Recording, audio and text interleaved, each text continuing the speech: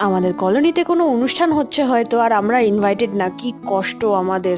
আরে বাবা, ইনভাইট তো করতে পারতো, চলে যেতাম আমরা। তো সব কষ্ট সহ্য করে আমি আর বর্মশাই চলে এসেছি সোনার দোকানে। আমাদের রুদ্রাক্ষটা দেওয়া ছিল এখানে লকেট করতে, তো সেটাই নিতে চলে এসেছি। যাক, বর্মশাই মেনে নিয়েছে রুদ্রাক্ষ পড়তে, আমি তাতেই খুব খুশি। সেই জন্য বাড়ি যাওয়ার সময় আমি তাকে তার ফেভারিট সোডা খাওয়াবো। তো চলে এসেছি আমরা এখানে সোডার দোকানে। এখানে আমার ফেভারিট ব্লুবেরি তো নেই, তাই আমি নিয়ে নিলাম কোলা, আর বর নিল পুদিনা মশলা, তার ফেভারিট। আর যাওয়ার সময় কিছু গ্রসারির জিনিস, আর যেহেতু কালকে বৃহস্পতিবার তাই পান, কলা, ফুল এসব নিতে হবে। বাড়িতে গিয়ে তারপর রাতের খাওয়াটা খেয়ে আমি বসবো মেহেন্দি পড়তে, কারণ যেহেতু আজকে শ্রাবণ মাস পড়ে গেছে তাই সবুজ চুড়ি আর মেহেন্দিটা পরবো। তো রাতের খাওয়া আর সব কাজ কমপ্লিট করে আমি বসে পড়েছি মেহেন্দি আর চুড়ি নিয়ে। চুড়ি তো ঠিক আছে, কিন্তু মেহেন্দিটা অনেক দিনের পুরনো, তাই জল জল মতো করছে। নাচতে না জানলে উঠোন বেঁকা। আর কি, আমি তো মেহেন্দি পড়তে পারি না, কিন্তু সত্যি মেহেন্দিটা ভালো ছিল না। আমি তো পড়তে পারছিলাম না, কিন্তু যেহেতু পড়তে হয় তাই কোনো মতে পড়ে নিলাম। আসলে এটা বোঝা যাবে কালকে যখন এটা রংটা হবে।